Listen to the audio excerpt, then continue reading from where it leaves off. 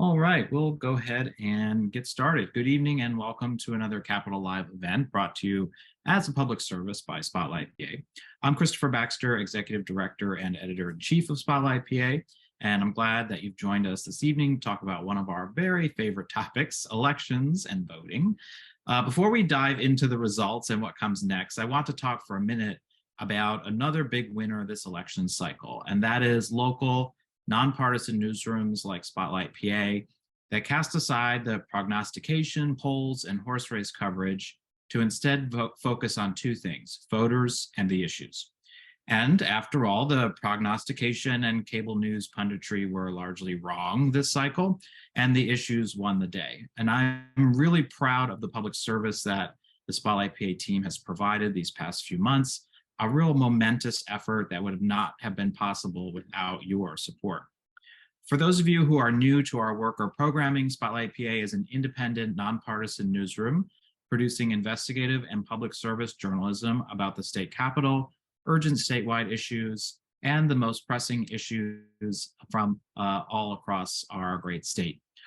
Our election coverage, we put you, the voters, first. It casts aside the horse race and the campaign events for deep and expansive coverage of the issues, where the candidates stand, how the process works, and how to protect yourself against common mis- and disinformation tactics. Our work is driven by a deep sense of public service, and it's powered by you, our readers and our members. None of our work, this event, our many newsletters, our investigative journalism, our public service initiatives, none of it is possible without your support. If you haven't yet supported our work, or maybe you did so, but it's been a while now, or even last year, I have a very important ask for you tonight. We are in the middle of our end of year fundraising drive, and it is our most important fundraising drive of the year. And so I'm going to ask for anyone here tonight, if you're able, to please make a tax-deductible end of year contribution right now at spotlightpa.org/donate and help us keep this vital journalism free and available to everyone in Pennsylvania. And as a special bonus tonight, as part of our end of year campaign, all one-time gifts and contributions will be doubled, and all new monthly sustaining gifts will be matched at 12 times their value. This is actually the biggest matching opportunity we've had so far this year. So I hope you'll take advantage and don't miss this chance to amplify your impact for Spotlight PA in a big way. Again, as we get started here, please take a moment and consider making a gift at spotlightpa.org/donate. Those who give tonight will be recognized throughout the event in the chat, and I hope you'll join them. If you're already a member, and I can tell from the participant list that we've got some members here, thank you, thank you, thank you. You are among a pioneering and growing group of people all across Pennsylvania that are making Spotlight PA not only possible, but thriving and growing. Again, if you're not yet a member, please consider joining us now at spotlightpa.org/donate. A few other housekeeping items. We are recording today's event to share with those who couldn't make it. Thank you to everyone who has sent questions in advance. If you have not yet asked a question, you can do so using the Q&A feature right here in Zoom at the bottom of your screen. Just go to the toolbar, click the Q&A button, type in your question, and we'll get to as many of those as possible. And with that, I'll turn things over to today's moderator and our famed Pennsylvania political reporter, Stephen Caruso. Take it away, Stephen. Thanks, Chris. Hello, everyone. Thanks for spending your Thursday afternoon talking about state government. I wouldn't be here if I didn't think it was super important. So yeah, we're here to talk about the outcome of the 2022 election. And as Chris said, coming into the race, coming into election day, there was a lot of expectation of a Republican success up and down the ballot, particularly, I would say down the ballot. Midterm elections typically go against the party that has the presidency, in this case, Democrats and Joe Biden. But that's not what we saw in Pennsylvania. That's not what we saw nationwide in many cases, but in particular in Pennsylvania. Republicans were, potentially hoping to keep the Senate seat, pick up congressional seats, defend their majority in the Pennsylvania legislature. And as expected, they did lose the governorship, but then they also, the Democrats flipped the Senate seat. the Democrats kept all of their competitive congressional races, and Democrats, as we now know officially today, are going to have 102 members in the Pennsylvania General Assembly, or the Pennsylvania House, the lowest chamber, which means they're going to have control, though there's some details of that we're going to get into. So to break this all down, I have Katie Meyer, my excellent editor, technically, government editor. Katie is here with me, and we're going to just sort of break down what we're talking about here. So to start, Katie, as I said, there's this expectation that Republicans would do well. I mean, I think in Pennsylvania it was tempered by talk of candidates and the weirdness of Doug Mastriano and Dr. Oz, but Democrats did really well. What happened? He was able to say that he was able to define Mastriano really on his own terms and very exclusively on television for the entirety of the campaign, and even before the primary, when the Shapiro campaign anticipated Mastriano was going to win. And that was a controversial move at the time, that they started running ads specifically about a guy who hadn't won yet. And ultimately, I think that ended up being a really pivotal thing that they were able to do. Mastriano never had a chance to present himself to voters as just a normal conservative guy. He was always portrayed on TV as a radical. And Katie, do we have any sense right now? Because, Shapiro won by 14 points. Yeah. John Fetterman won by like 4 or 5 points. I think maybe 5, which is still obviously a margin. And it's still a win. But do we have any sense of what the difference was between their two campaigns that kind of led to, the fact that there still were a lot of people out there who are like, I'm going to vote for Josh Shapiro, but I'm also going to vote for Dr. Oz? Yeah. Well, the thing that I think I would, point out is that Oz did run to the center a little bit. He was not as extreme of a candidate as far as he was pitching himself as Mastriano was. And then you had the dynamic where Fetterman had a stroke, and he had that stroke right after the primary election, and he put off debating as long as he could, but he did ultimately end up debating. He struggled in that format. And anybody who saw the debate, I think there's no question about that. And so, yeah, I think that's the kind of thing that turns off a voter.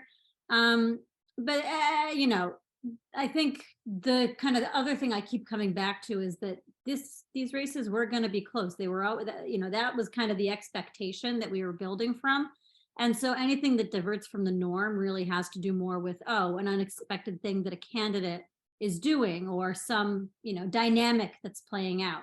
And so I think for there, you saw a little bit less of a diversion from the norm that we would normally see for a year that's supposed to be pretty good on paper for Republicans, but we still did see a diversion. I think it's actually funny, in talking to some other reporters, there's been a lot of talk of polls not working, and this is a year where the polls were just actually kind of right in Pennsylvania. I mean, yeah, I think most Josh Shapiro had about a double-digit lead, and the polls said John Fetterman had like a 4-point lead, and that's about what we saw. Exactly. So, we at Spotlight, we focus a lot on the state government. So sort of getting into some of the nitty gritty, the election is over. Now it's time to govern. Katie, you were at a press conference yesterday where Josh Shapiro started to announce his transition. The transition from Democratic Governor Tom Wolf to now Governor-elect Josh Shapiro. What do we know so far about how that transition is going to go? I mean, I don't think they made major announcements, but just can you run us down sort of what we're looking at, what people can look for if they want to get a better sense of what a Governor Shapiro is going to be like? Yeah, we did not get very much information from Shapiro at yesterday's press conference. It was just him kind of saying, okay, a couple people from my campaign are going to be chairing the transition staff. Often the things that we look for in a transition these are sometimes in past transitions that we've seen, big donors to the campaign, people who kind of are getting a favor back, people who might be, the type of person a candidate or a new governor is likely to, listen to. You can get a sense of values from this a little bit. And people have been, very criticized in the past for rewarding people who gave to their campaigns with these positions. That said, again, we haven't seen that with Shapiro, but that's one thing we'll be keeping an eye on. The other thing I would just say with him is Josh Shapiro has always been a pretty managed presence as a public official. And so for us as reporters, and this is just kind of like some background stuff, sometimes it's difficult to get information out of the guy that he doesn't want to share. And so, for instance, like getting, any sort of tips on how the transition is going to go, it's been difficult to do that so far. And so we're going to wait and see. We're going to see how, that whole thing plans out. But the other important dynamic I would note is that this is the first time we've had a transition between governors of the same party since the 1960s. And it's actually the first time since the 50s there have been 3 consecutive, administrations of the same party, 3 consecutive terms of a Democratic governor. And that's really significant. And for a transition, it's even more significant. I'm not saying they've all been really rocky, but there's more continuity between Tom Wolf and Josh Shapiro than you might have seen certainly than you would have seen between like Wolf and Mastriano. And then Stephen, I think on the topic of state politics, I want to ask you a question, because I think it's time we get into the thing that you and I have been spending our day on, which is the State House, right? Would you like to tell us what we know now about State House control?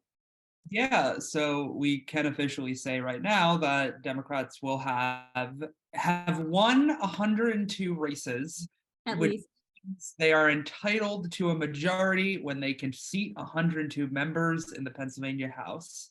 And I'm choosing my words very carefully because there's a lot of other particulars that are going to matter quite a bit in the very partisan time that we're in an institution like the House, which has lots of esoteric rules. But, that basically means that Democrats will have a working majority, maybe by like March or April, but still they'll have a majority in the Pennsylvania House to try and advance priorities of theirs.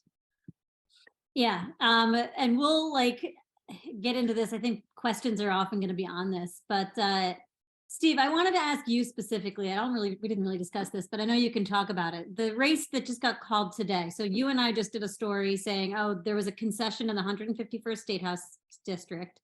Tell us about that district, because that's a district that we have talked about in literally every State House election for probably you guys, we haven't been around for a decade, but it's been talked about for like a decade. Yeah, so the 151st is in Montco, Horsham in particular, if anyone's familiar with the area. There's an Air Force base there, there's Paneras, there are leafy suburbs, and an old Air Force base. So it's been represented by Todd Stevens, who's a longtime Republican. He was first elected in 2010. He defeated a Democrat there.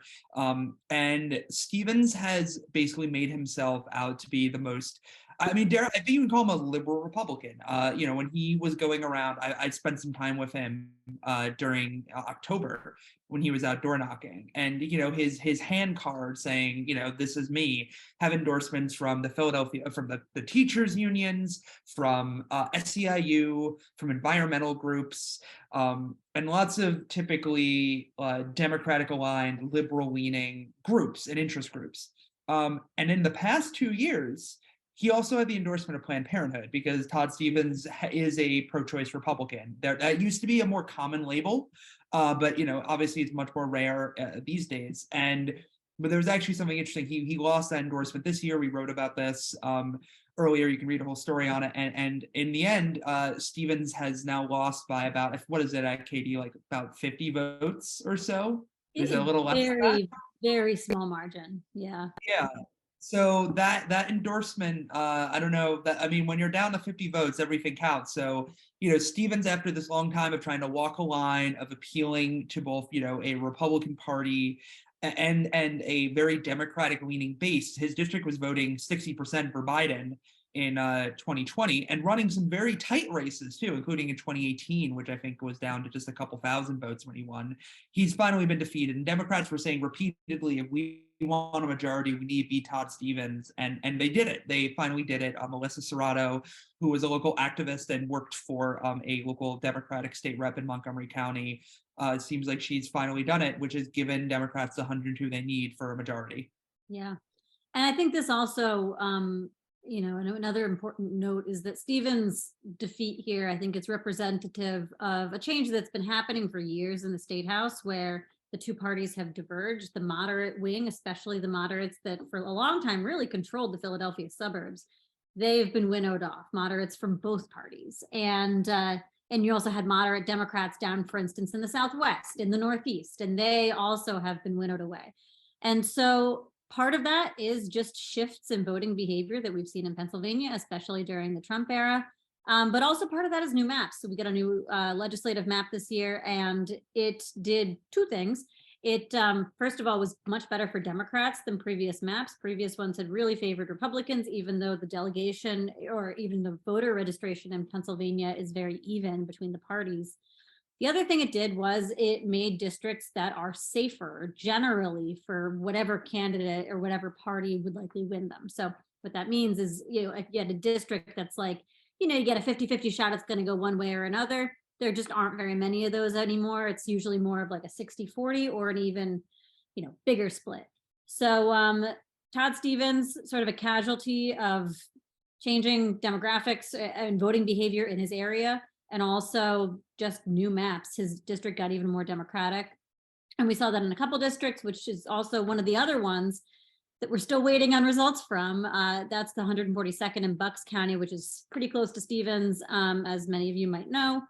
And that is also, again, it's within a couple dozen votes right now, that race.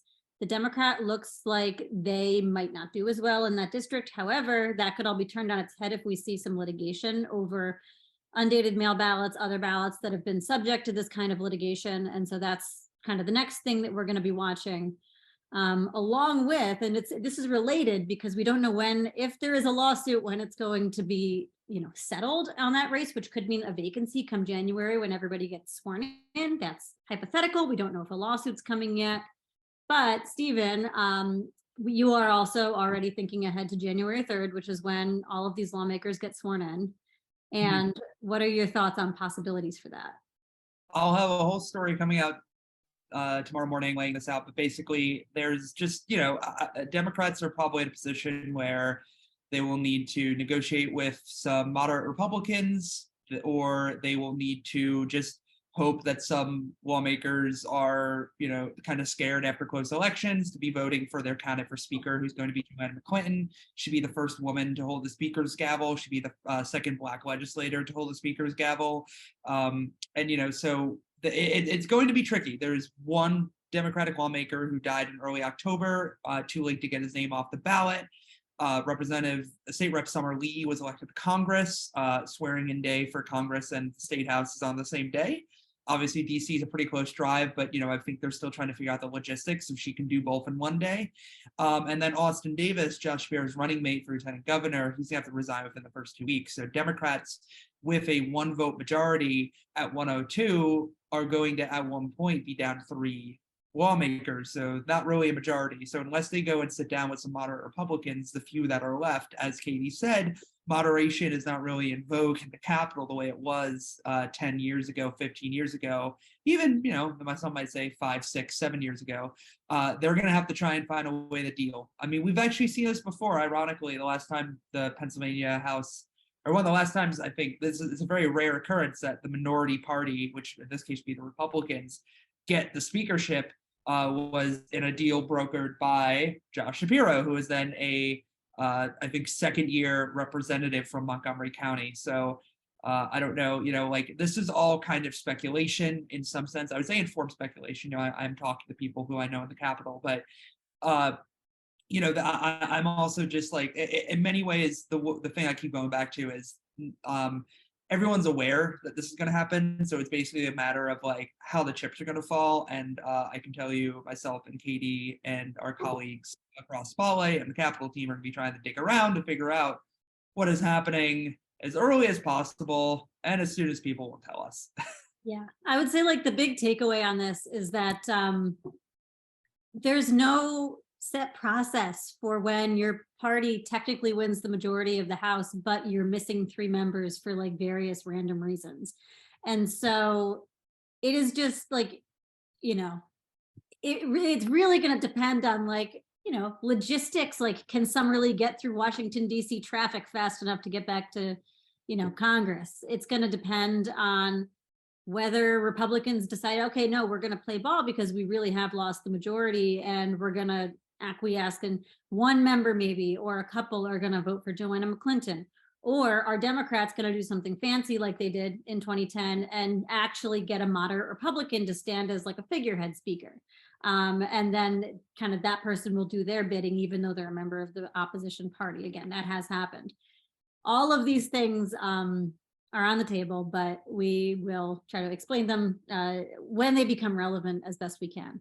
And Stephen's going to keep, getting information as best he can, scurrying around the Capitol. Yeah, and I kind of do want to step back because I realized I don't know if we've like laid this out like enough with like so sort of to give this whole breakdown like of election results, and there is some there's a lot of small details that matter, and small details matter in legislating, as every staffer and lawmaker I've ever known has told me from when I first started in the Capitol. But effectively, what we're looking at is a Democratic governor in Josh Shapiro who's known for cutting deals. That is his temperament. Then we have a Republican-controlled Senate. They still control the upper chamber, which is 28-22 Republican, who gave a press conference this week introducing their new leadership team. Kim Ward is also going to be leading the chamber there. So we have two women potentially leading the chambers. But Kim Ward gave this press conference. It was like, look, we are willing to cut deals. There's stuff we're going to stop. There's stuff we're going to block.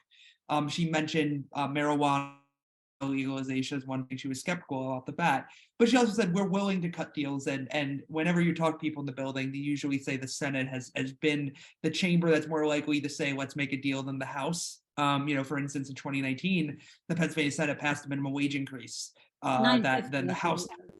Yeah, it was a small amount. It was not 15, but they did that. And then you have the House, which has historically been this roadblock to a lot of compromise due to its bigger nature, more conservative members, and more hardline leadership, that now is flipped to Democratic, albeit by a small margin. So when you look at all this together, when I talk to sources, and this is, I'm going to have more on this tomorrow, is that in some ways, yes, we could see more gridlock, but also in some ways it seems uniquely positioned that if there was to be a return of deal making, this would be it. Now, obviously, Shapiro and House Democrats are going to have their priorities. They're going to want a minimum wage increase. They're going to want more education funding. They're going to want to pass LGBTQ non-discrimination.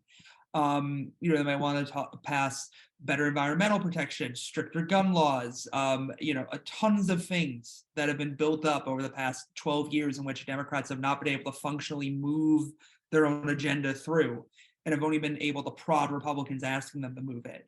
There's a lot of stuff there, and we're going to get into some of that in your guys' questions.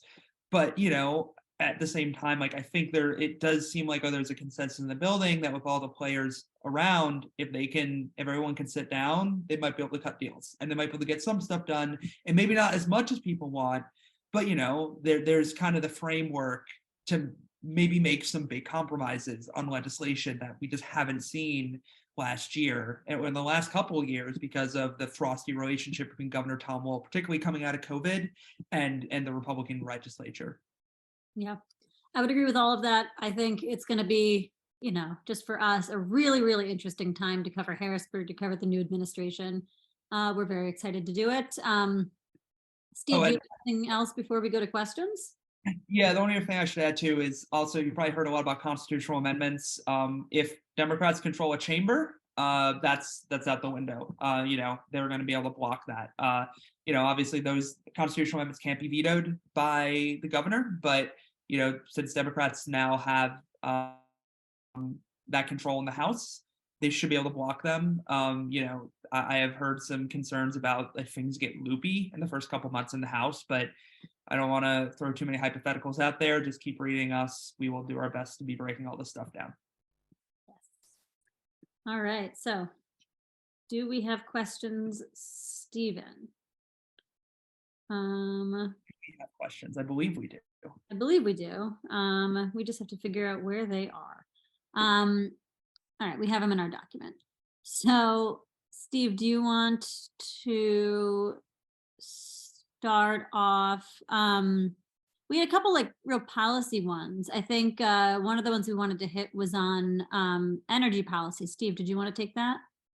Yeah, so we got a couple of questions kind of asking us about what to expect on methane emissions, well plugging, lots of important topics. So, I mean, I think I can't speak specifically to every policy, but what Josh Shapiro, the new governor, has said is he's all the above energy governor.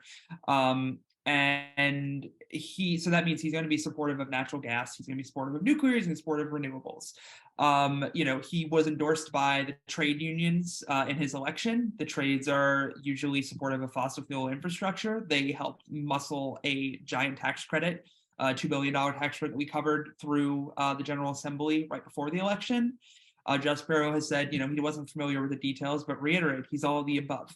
He also has the endorsement of a couple of environmental groups. So this is going to be a key thing we're going to be watching. Is like, I think Katie has covered this. Josh Shapiro is a deal-making governor. And, the deals he cuts are going to, we're going to have to be picking them apart. On methane emissions, as one of our questioners mentioned, some regulations that would control those from natural gas wells with VOCs, which are volatile organic compounds, that's air pollution. They're moving through they've moved through the regulatory process. They should be implemented somewhat soon. There's some delays, and then that it's going to be on Shapiro to enforce them. He's called for better enforcement mechanisms be used against pipeline companies, for instance. That's been one of his main things on the environment. That's something to watch for. He also has said on RGGI, which is, would control carbon emissions from power plants, that, he's acted as if he hasn't really given a straight answer. His campaign might disagree with that assessment, but he's said that it doesn't think it meets its goals, but that he wouldn't necessarily want to stop it, but that he just want to get everyone to the table and talk. And that is Shapiro's approach. He's going to be trying to cut deals every place he can. The thing he said most recently was that he wanted to assemble a working group on it, which, I'm sure he will do that. Often that means I don't want to say what I think yet on this particular thing. We have one here from Carol in the chat that I want to get to. You reported repeatedly about the role of dark money in the state legislature. What are the chances of getting a gift ban passed? Carol, evergreen question.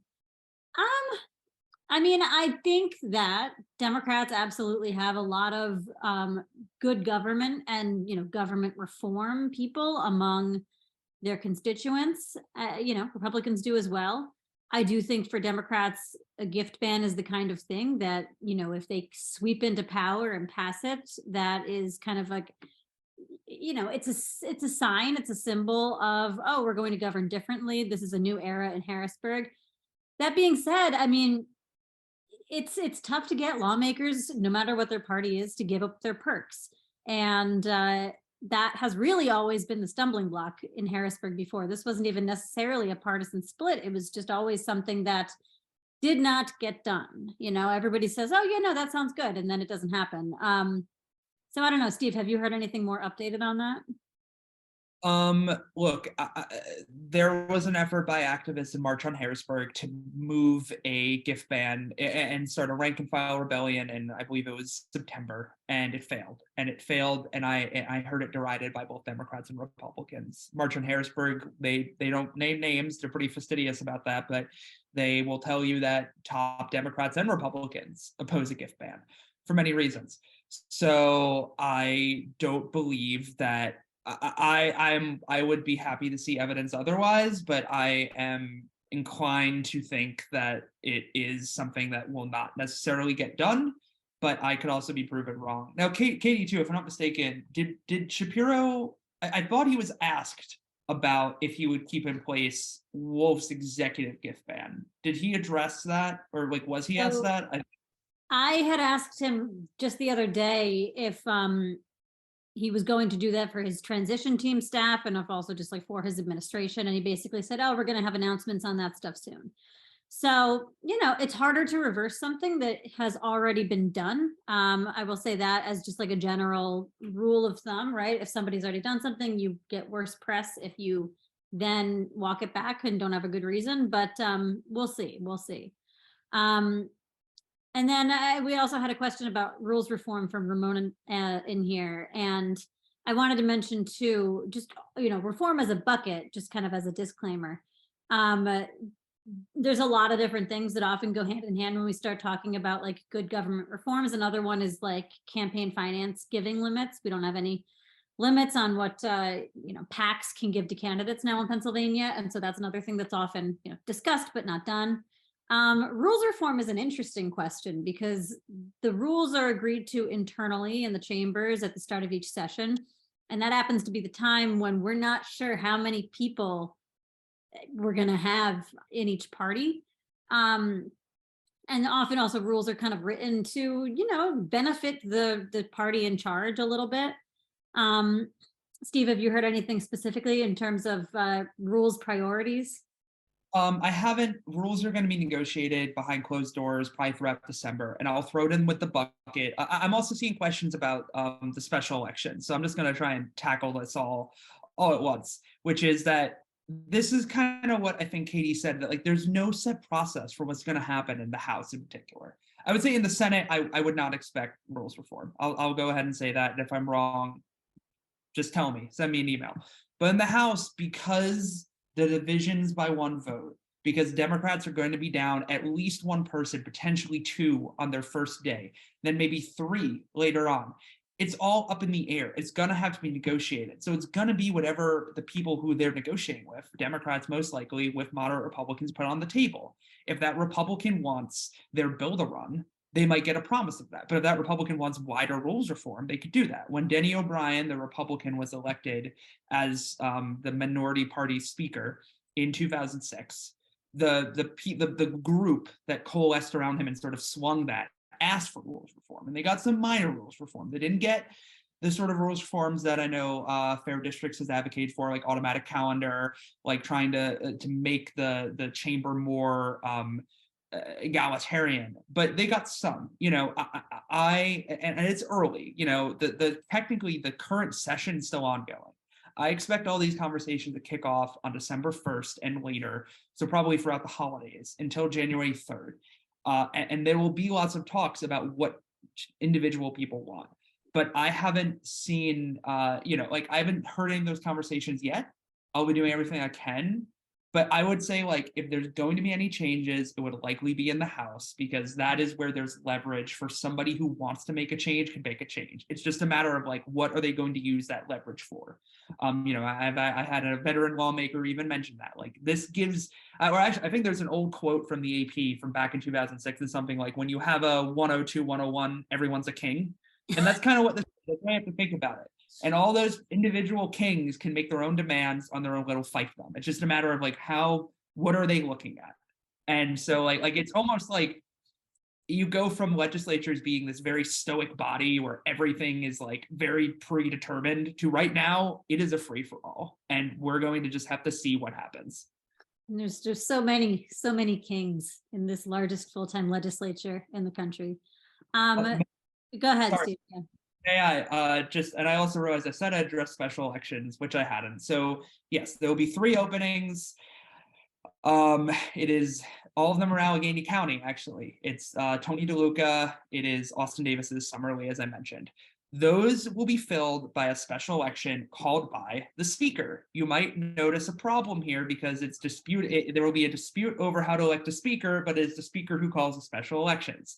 Yes, that is confusing.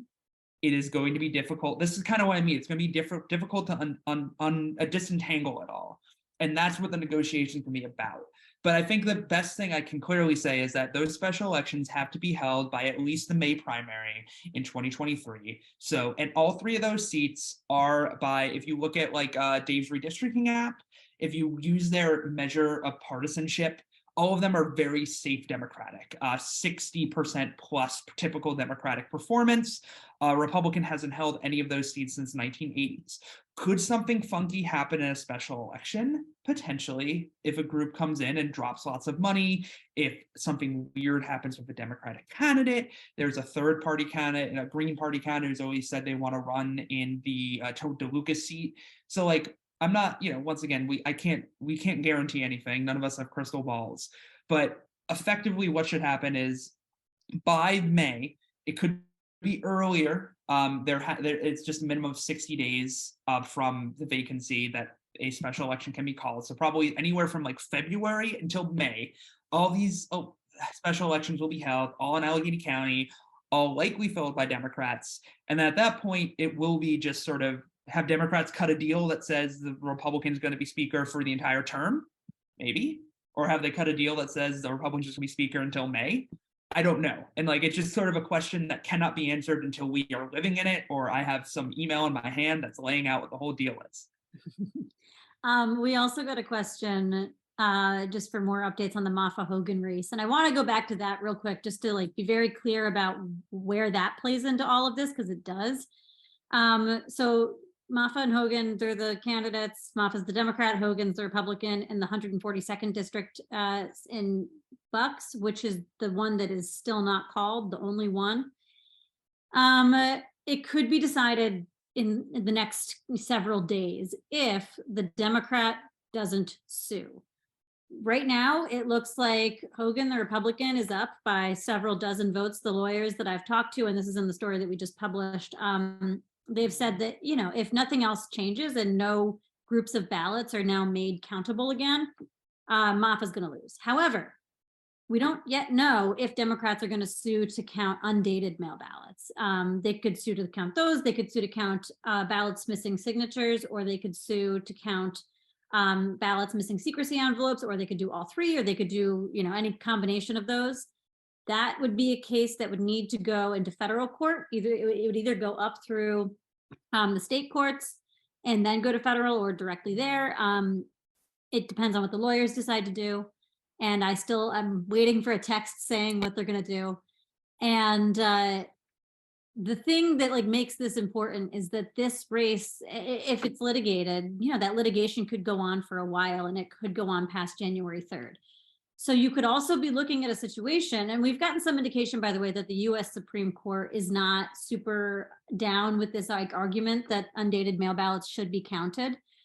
So, you know, the Democrats might not get the ballots counted that they want, in which case their candidate will probably lose.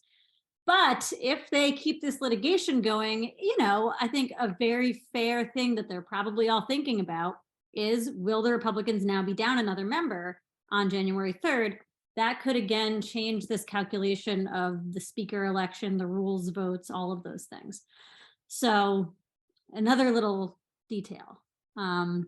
Katie, I'm looking at some of our questions. Do we kind of want to try and do lightning round of like go down some of the proposals we've been asked about and see how quickly we like handicap it? Obviously, with all the expectations of we do not have crystal balls and we cannot tell you everything. Yes, I think that's a good one. Where do you want to start? Katie, what will the state house pass legislation on what about legalization of cannabis? What will the state house pass legislation, or the state senate pass legislation on cannabis? Yes. So first off, Josh Shapiro has said he supports it. This is a change from recent years from Democrats, even just a couple of years ago. You know, the House, I think there will be members in a Democratic majority who don't want to do it. I think there would be some Republicans who do, though. I think it could pass the House.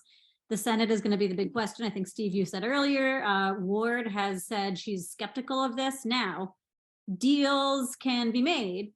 And if Republicans get something else in exchange for legalizing cannabis, or they get some other incentive in the package where, you know, this is made law in Pennsylvania, it could be possible. So I would say it's more possible now than it was, you know, that it is under this current legislature, but it's not like a sure thing. That sounds about right to me. All right. And Stephen, I'll ask you one. We already did petrochemicals. We did big gift ban. Let's ask about elections. So this is a question that we got. We get a bunch of questions from Robert. But one of the ones was, why are there still legislative bills being advanced to re-examine our election system? And they're not all, you know, I'll just ask generally, are we going to see a change in election laws under this new governor, under this new legislature? So I think that's definitely an area of interest for everyone. When House Democrats had a somewhat early press conference announcing they had a majority on Wednesday after the election day, so the day after election day, they said pre-canvassing was a top priority. And obviously House House Democratic leader Joanna McClinton has a large bill to rewrite the state's election code. That includes, I believe, same-day voter registration, looser deadlines. We'll probably fix a lot of the mail-in ballot holes, named after the last Black Speaker of the House, Kay Leroy Irvis. So I think for Democrats, that's a priority. And then Republicans, another specific thing they said in the Senate, where they control it, Kim Ward specifically said, voter ID is our priority.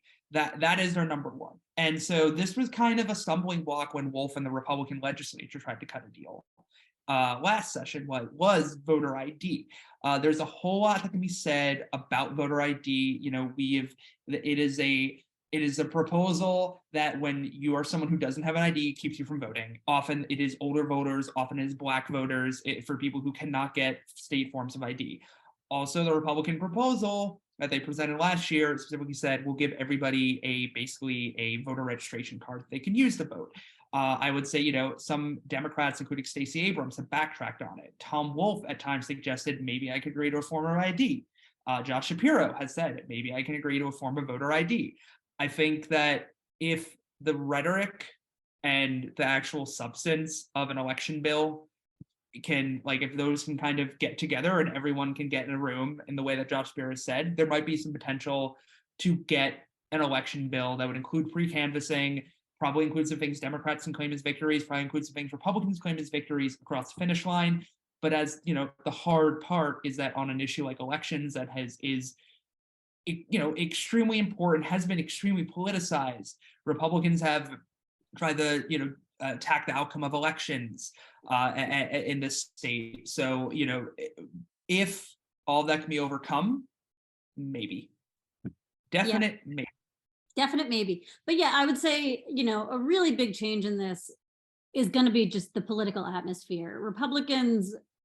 Many Republicans, especially prominent Republicans, especially Republicans in the Senate, which will still be the GOP-controlled chamber, have been ready to put election fraud stuff behind them for a long time in Pennsylvania. They've never seen it as a particularly winning issue.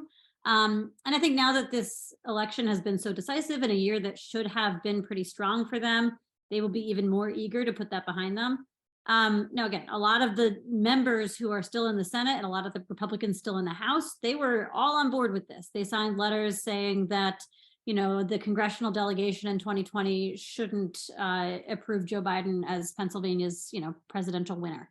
But again, things change, political dynamics do change. And I do think that is one of the things that's going to make success on some sort of omnibus election bill, because it probably will include a bunch of stuff.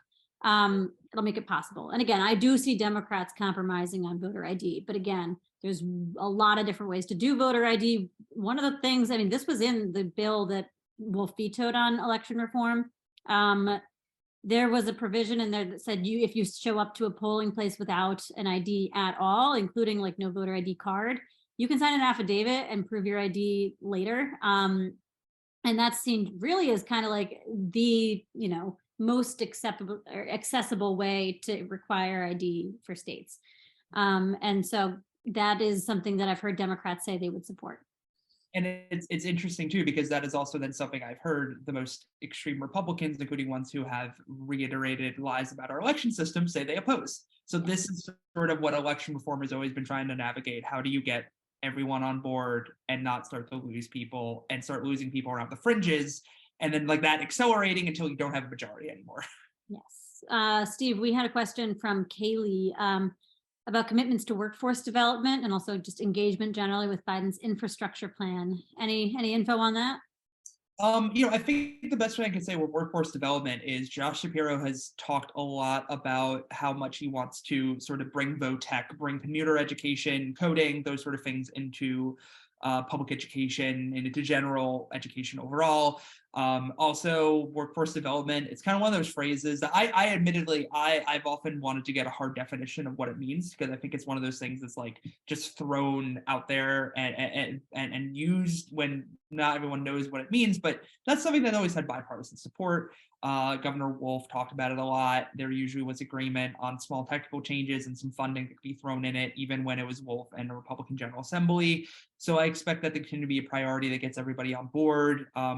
in particular because of just because there's always this, it's an economic issue, and economic issues are something that if you can talk about it and through the lens of the economy, you can usually get both chambers on board if the policy isn't a large change.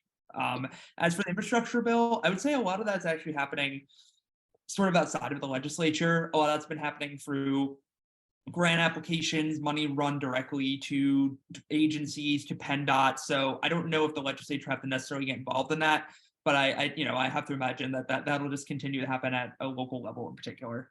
Yeah. We had a question here from John about minimum wage increase, potential for that passing. We mentioned this before, I think, but yeah, it's possible. Again, as Stephen said earlier, the Senate a couple years ago did pass a $9.50 minimum wage. That was seen as a real concession from them. And I can see this Senate absolutely being willing to do something like that again. I don't know if the two chambers together will get to 15. That would be an open question, or if there'd be an escalator to 15. I think as we become more and more of an outlier for our minimum wage, that becomes less unpalatable for Republicans who have generally opposed this. But yeah, I can see that being on the table. Absolutely. And that's something obviously the Democrats in the House have wanted for years and years. One thing I want to jump onto too is we got questions about the state's rainy day fund and its budget surplus. So Spotlight will have more on this in the future. We're doing our phone calls, but we just actually saw a report come out this week from the state's IFO, which is the Independent Fiscal Office. It's basically just this agency that analyzes the budget and tries to give lawmakers a fair-minded read on the state of the state's finances.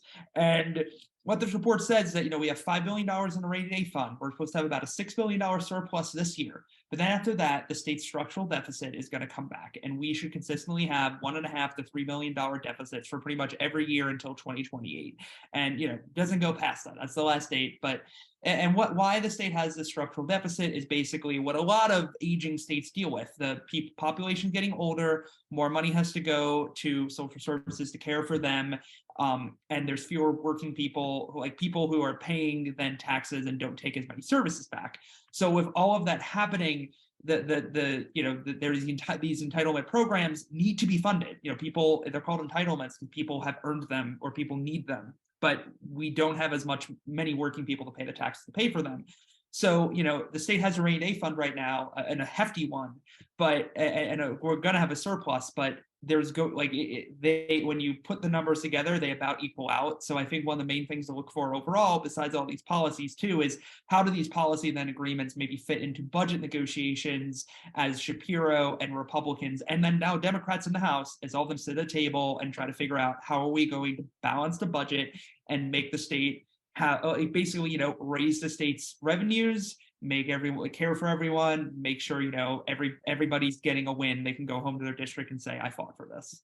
Yeah. We have a couple questions, and I know we're getting close to 7 p.m. here, but just, to get through a few more of these, if we can. A couple questions about education. One of them was from Kyle, mentions that Shapiro and other Democrats ran on increased funding for K through 12. Is there any indication on what they'll do for early learning? We had another question about charter schools and regulating charter schools. I'd be interested in your thoughts on this, Steve, but what I would say is, Shapiro, kind of similar to his, what he said on the campaign trail about energy. He's sort of a both and guy on education, in that he has said, yes, absolutely, we want to increase funding for education, sort of in continuation of Tom Wolf's priorities there. Also route more money through the fair funding formula, which only gets new allocations of funding, not old ones, which means we still have a pretty uneven distribution of funds across the state and schools. But he supports charter schools, and specifically, he said he supports various scholarship programs and other programs that would route more money into charter schools, or create, savings accounts for kids to attend charter and parochial and private schools, things like that. So I can see there being education deals cut where Democrats don't necessarily want to give more money to charters or more money into scholarship programs that pull money out of public schools and put them into parochial private charter schools. However, maybe Democrats using those as kind of a carrot can get more money through the fair funding formula or something, or money through for K through 12. I think those are the kind of deals you might see under a Shapiro administration and with a legislature that looks like this. Stephen, I would be interested to know your thoughts as well. Yeah, I think you nailed it on the head. I mean, we saw under Wolf, he would usually say, I'll give more money for EITC, which is a state tax credit program that gives tax cuts to people who donate money to private school scholarships. If you give me more education funding, like more general, basic education funding. And that was a deal we saw very consistently happen year after year, particularly in Wolf's most recent budget. So, you know, the difference is now it's not Wolf with 2 Republican chambers, it's Wolf or it's Shapiro with a very tight Democratic margin in one chamber and Republicans in another. So maybe that deal gets a little more favorable for the public education funding side. But Shapiro, as Katie said, specifically said he supports school choice during this during the campaign. And I talked to one Republican lawmaker who's like, we should call his bluff on that. If he says he supports school choice, I'm here to do that. Let's pass a big school choice bill and send it to him. So you see how this is going to kind of go. Of just there's going to be this tit for tat. There's going to be a lot of back and forth. But Shapiro's campaign almost said, like, I'm flexible on many issues. So if you cut the deal with me, I'll sign it. And then, you know, it also gets into Democratic leadership has some people who have taken a lot of money from school choice allies and have some vocal supporters in there. How does that play into this as well? It's not just Republicans. And I say all this, I saw we got a question from John in the chat of like, do you see the Democratic House passing bills that might not get past the Senate, but would give election issues to Democratic candidates in 2024? Yes, I see the Republican Senate passing bills and sending them to the Democratic House that give them issues to campaign on in 2024. That's going to be it. This is politics. I mean, we saw that with vetoes. There were a lot of Republicans who would say that they were voting on bills under Wolf that they knew they didn't want. But like there are people who are specifically vote for things just for the politics of it. Like send a bill to Wolf's desk so he vetoes it. Send a bill to the House so it sits in committee and they can yell at the Democrats for not advancing it, or vice versa. There's going to be a lot of that. And you know, I think we at Spotlight trying to pick apart what is the noise of petty politics and positioning and just sort of trying to make the other side look bad, and what is what is actually, oh no, this looks like an actual room for agreement. And that's going to be sort of the struggle of trying to follow the legislature in the coming years. But I also think at least from my perspective, I think it'll be very interesting for politically engaged Pennsylvanians. I think it will. Steve, should we leave it there and turn it back to Chris? I think we're getting close on time. We are. If we missed any questions, apologies, but check out spotlightpa.org. We're going to have a lot more stories. I'll have a story coming up tomorrow morning, and there's going to be a lot to write about, so keep coming back to us, please. Yes, absolutely. A lot more updates to come. Yes. Great, thanks everyone, and thanks to Stephen and Katie for a really fantastic event. I am part of this news organization and oversee all these great people, and yet I think I learned something every minute of this event. So that is really just speaks volumes to the knowledge and care that Stephen and Katie and our whole team that cover the government and state departments and issues across the state, just the care and time that they put into this work. No one who does this kind of important local journalism is getting famous or rich. It's really a true public service. And so I want to again thank Katie and Stephen for spending their time with us and for sharing all of their knowledge. I want to just remind folks that central to the mission of Spotlight PA is ensuring that folks all across the state, regardless of their financial resources, have access to this kind of trusted, nonpartisan, fact-based journalism to be informed, equipped, and empowered in everyday life, and especially at the polls, as we saw this month. And so, as we always say at the end of our events, this conversation was just the beginning. Please take what you heard today, take what you learned today, take it forward, share it with a friend, get involved, learn more. We invite you to stay engaged with our team. Of course, Katie and Stephen are always available for a conversation and follow-up. And we also welcome your suggestions for how we can continue and improve on our service to the community. Again, everything we do here is a free public service, and I want to thank everyone who has taken time this evening to make a contribution towards our work. and taking advantage of our special matching offer that we have right now. All one-time gifts are doubled, and all new monthly sustaining gifts will be matched at 12 times their value. If you haven't yet, please consider it and take a moment. Go to spotlightpa.org/donate. Support the kind of reporting and events like this you heard tonight with Katie and Stephen, and we look forward to seeing you again in the future. Thanks again, everyone. Have a great end of your week and weekend, and we hope to see you again soon.